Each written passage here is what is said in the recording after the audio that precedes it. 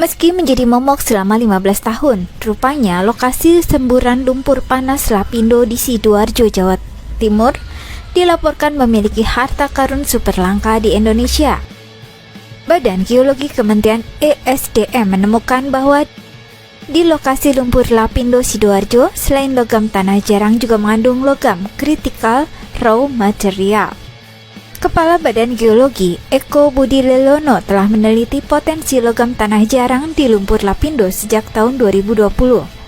Namun berdasarkan kajian tersebut juga ditemukan potensi critical raw material yang lebih besar dibandingkan potensi logam tanah jarang.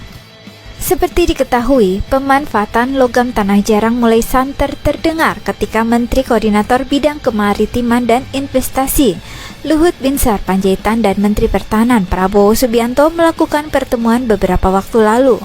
Keduanya membicarakan mengenai potensi mineral itu di Indonesia. Kondisi geografis Indonesia yang terletak di jalur cincin api membuat potensi keberadaan mineral itu sangat besar. Badan Tenaga Nuklir Nasional atau BATN dan PT Timah Tbk juga sedang memulai pengembangannya. Sedangkan Badan Riset dan Inovasi Nasional atau BRIN mengusulkan langkah-langkah yang bisa dilakukan pemerintah jika ingin serius mengembangkan industri logam tanah jarang di Indonesia. Berdasarkan data survei Badan Geologi Kementerian ISDM tahun 2009 hingga 2020, tercatat saat ini sebuah wilayah di Tapanuli, Sumatera Utara memiliki logam tanah jarang sekitar 20.000 ton. Sementara di Bangka Belitung ada sekitar 186.000 ton mineral monasit yang mengandung logam tanah jarang, dan monasit ini dijumpai bersama endapan timah. Kemudian ada juga kajian di Kalimantan Barat, potensi logam tanah jarang dalam bentuk laterit 219 ton, dan di Sulawesi ada 443 ton. Kementerian ESDM juga membuka peluang investasi untuk menggarap eksplorasi logam tanah jarang ini, khususnya pada sektor teknologi untuk memproses perolehan eksplorasi.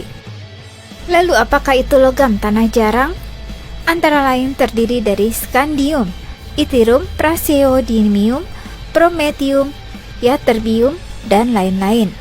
Logam tanah jarang ini sering ditemukan pada deposit-deposit biji lantanida dan memiliki karakteristik kimia yang mirip dengan lantanida. Skandium biasanya dipakai untuk membuat komponen pesawat terbang. Yttrium dipakai untuk membuat europium pada TV fosfor merah.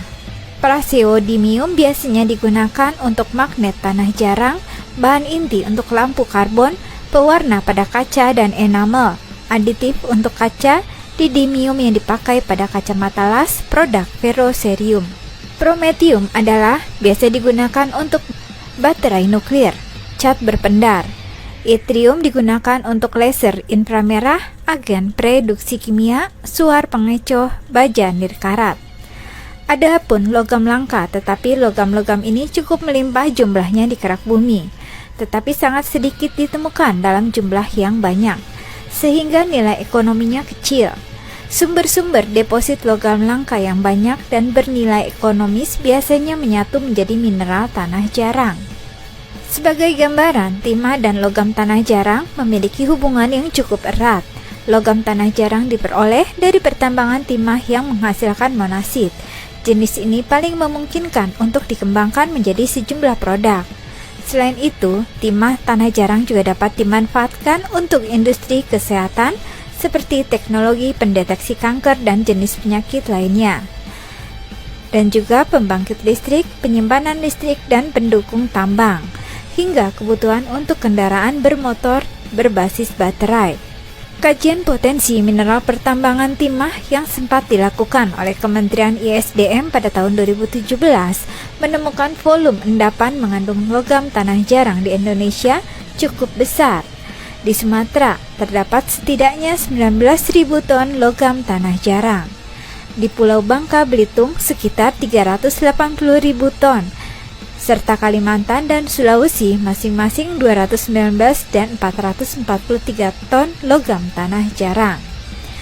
Di tingkat global, China memproduksi 84% dari total produksi logam tanah jarang dunia.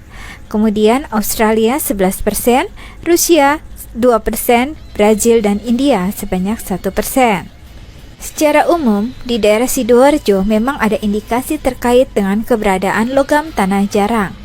Selain itu juga ada logam lain yaitu critical raw material yang jumlahnya justru lebih besar.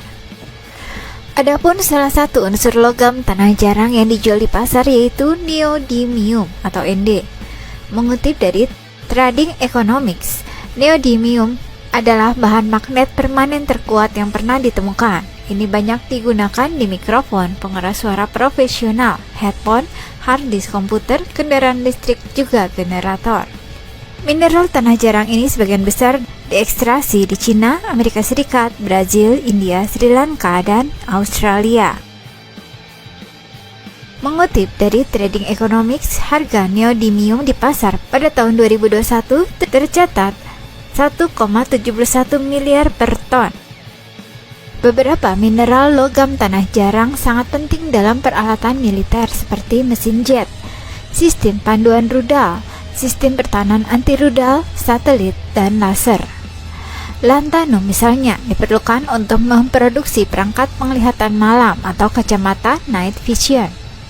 Departemen Pertahanan Amerika Serikat menyumbang sekitar 1% dari permintaan AS yang menyumbang sekitar 9% dari permintaan global untuk logam tanah jarang.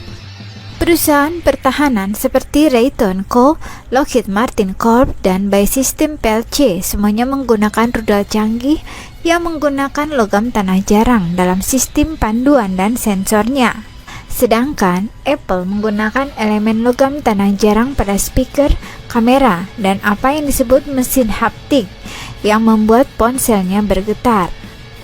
Perusahaan mengatakan elemen tersebut tidak bisa didaur ulang karena mereka digunakan dalam jumlah kecil. Sejak tahun 2010, pemerintah dan industri swasta telah membangun stok logam tanah jarang dan komponen yang menggunakannya menurut Eugene Gholz, mantan ahli rantai pasokan senior Pentagon yang mengajar di Universitas Notre Dame.